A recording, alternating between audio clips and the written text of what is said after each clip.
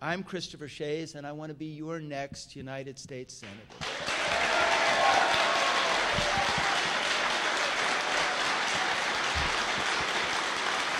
I'm asking, thank you.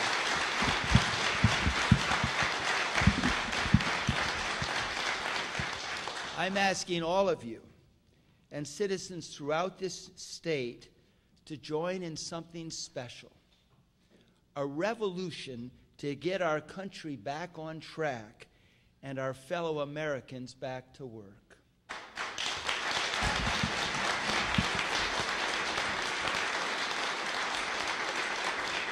I'm going to share with you why I'm running for the United States Senate, why I'm the best candidate for the United States Senate, and what needs to be done to get our country back on track and our fellow Americans back to work in the private sector.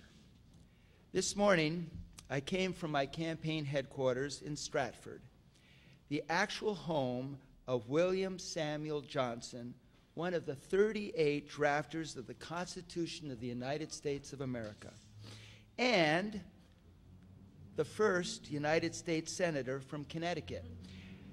My headquarters is his home. How cool is that? Connecticut is immersed in such wonderful history. This very place, but not this building, was where George Washington and French General Rochambeau met to map out their successful plan to defeat the British and win our independence. Standing in this old state house in a city Presidents Washington and Lincoln both visited, I think of the challenges confronting these great leaders at such critical moments in the history of our nation. America's future was threatened and in doubt, and two remarkable leaders did what had to be done. While not as dramatic, we are not at a similar moment, obviously, in our history, but we have very serious problems to deal with right now. Like all of you, I love America, but for the first time in my life, I'm worried about my country's future. So many Americans have lost their jobs and are losing their homes. I cannot and I will not sit on the sidelines and watch this happen. The madness in Washington cannot continue. Washington is broken. The Senate isn't working. Nothing is getting done. And why is nothing getting done? Our leaders are putting their personal, political, partisan interests ahead of our country's interests. And we are all paying the price.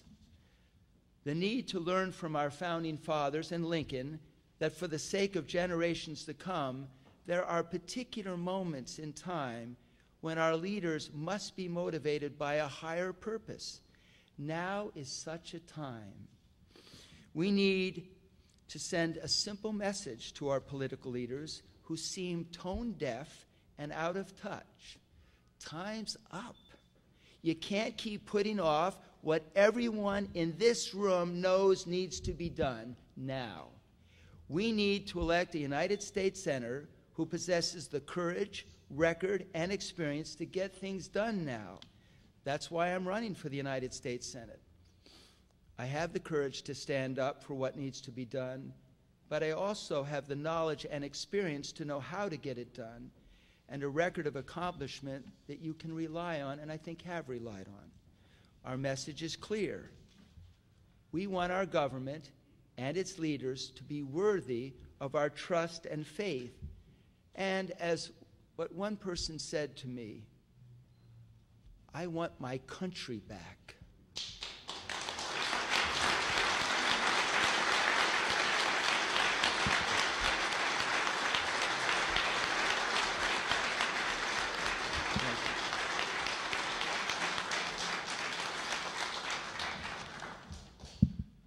He said, I want my country back. We all want our country back. We want our gifted, dynamic, inspired, courageous country back. Bottom line, we need better leadership to get our country back on track and our fellow Americans back to work. so that our economy will grow again, creating millions of private sector jobs. We really have our work cut out for us, don't we? Would you believe it has been 1,001 days since the United States Senate has passed a budget? How many days are there in a year? 365? Let me repeat. It has been 1,001 days since the Senate of the United States has passed a budget. Without a budget, the Senate has no guideline to limit what the federal government can spend, what it can tax, and what it can entitle. No limit. Passing a budget is a basic responsibility of both chambers. The House Republicans passed their budget, and they're going to pass another budget this year. The Senate Democrats have no excuse for not passing their budget. 1,001 day. The fact is, the president and his allies don't want a budget. They want to spend more, tax more, and entitle more. The so-called Affordable Health Care Act, the president's health care plan, is a prime example. No wonder in the last 2.5 years, our national debt has grown by $4 trillion. I didn't say billion, $4 trillion, and just this month eclipsed our gross domestic product.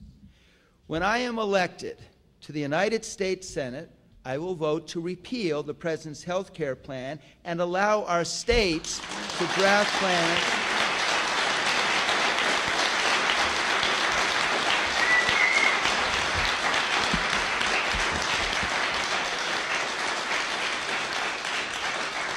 we will repeal it to allow our states to meet their particular needs. Let the states do it.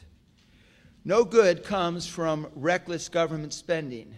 No good comes from deficits. The economy will continue to stagnate.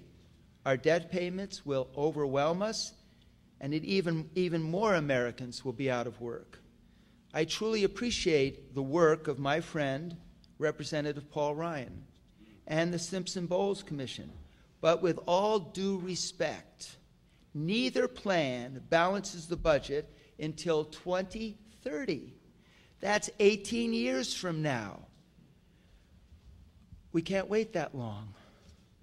When I'm elected to the United States Senate, I will sponsor legislation that balances the budget within my 6-year term of office and vote that way, regardless.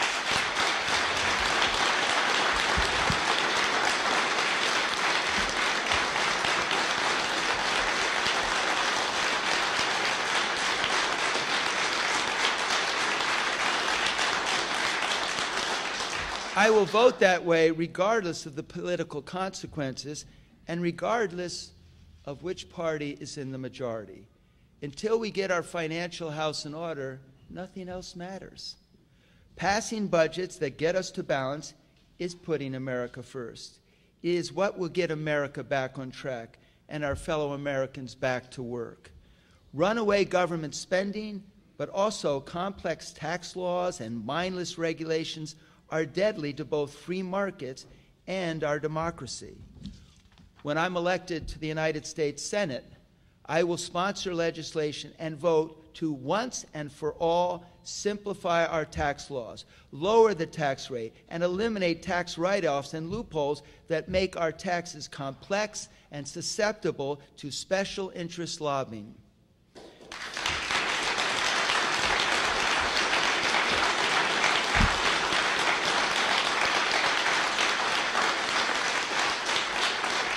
I will also draft changes to Senate rules requiring every committee, before it can draft any new legislation, to review all existing regulations within the departments it has jurisdiction, to eliminate regulations no longer needed and simplify those that remain.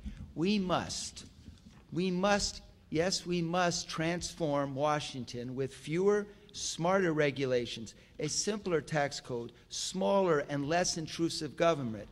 And when we do this, we will be putting America first, getting America back on track, and our fellow Americans back to work. We need to rebuild our crumbling infrastructure by investing in America's roads, bridges, airports, railways, seaways, seaports, and electric grid.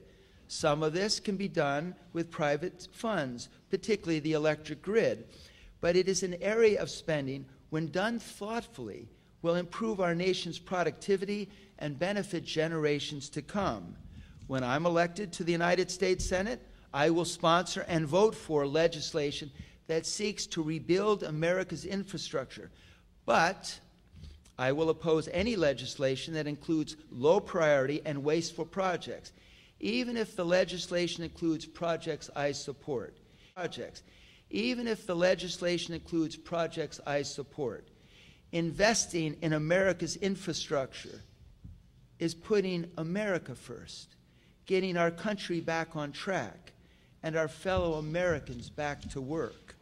In spite of the fact that energy independence is a national security imperative, we have no national energy policy. And as a result, our nation is vulnerable to those who would do us harm. We spend an astonishing $1 billion every single day buying fossil fuel from overseas, in spite of the fact that we have some of the largest energy deposits in the entire world. We also have some of the smartest people in the world. We need to access both. So instead of depending on crude oil from the Middle East or Venezuela, we are developing the vast resources of natural gas and oil here at home while continuing to develop renewable resources. When I'm elected to the United States Senate, I will help draft and vote for a national energy policy that results in the development of our own domestic energy supply, achieving energy independence for our own domestic needs, while also making us the world leader in renewable energy. Energy independence is a national security imperative. It is putting America first, getting America back on track, and our fellow Americans back to work.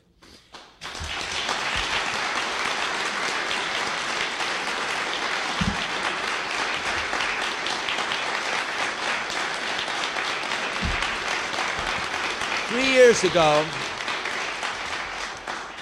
years ago, America elected a president with no experience, and we are paying the price. He spoke about hope and change, but he was elected without the skills, experience, or background to lead our country through these difficult times. Connecticut can't afford to make that same mistake again, whether it's the White House or the Senate. We can't.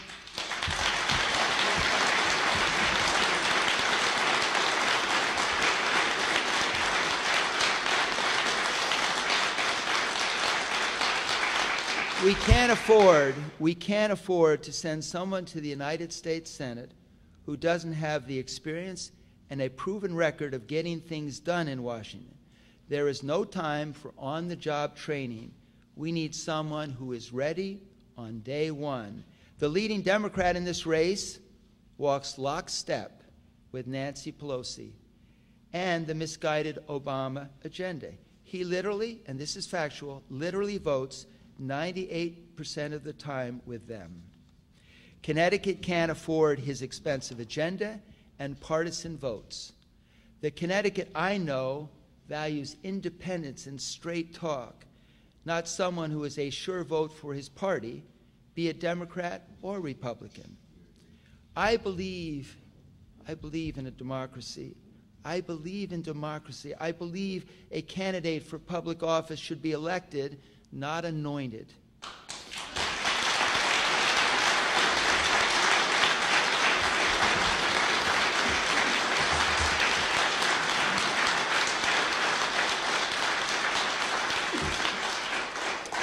I know I can win the Republican primary in August, and I can win the general election in November, and that is what I'm setting out to do. And let me just say, on our stationery, on the bottom in bold red, it says, Republican primary, Tuesday, August 14th, 2012.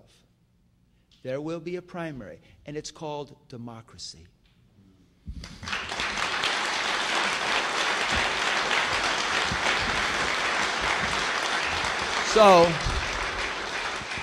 So in closing, let me just say the following.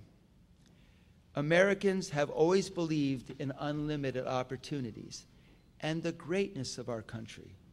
Like our forefathers, it is our responsibility at this moment in time to stand up and fight for America. We owe our forefathers, we owe them, our forefathers, that, just as we owe it to ourselves and to our children.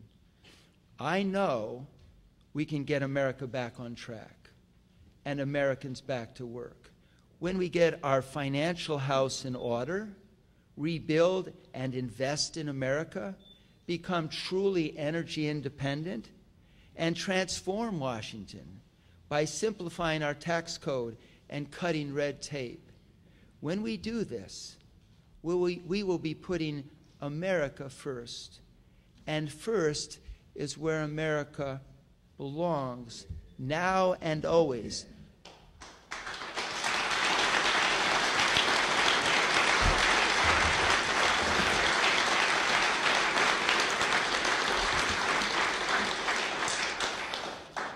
I have only one more request. I am Christopher Shays, and I'm asking every one of you, every single one of you, to join with me in a revolution to get our country back on track and our fellow Americans back to work in a growing and prosperous country. That's my request. Thank you.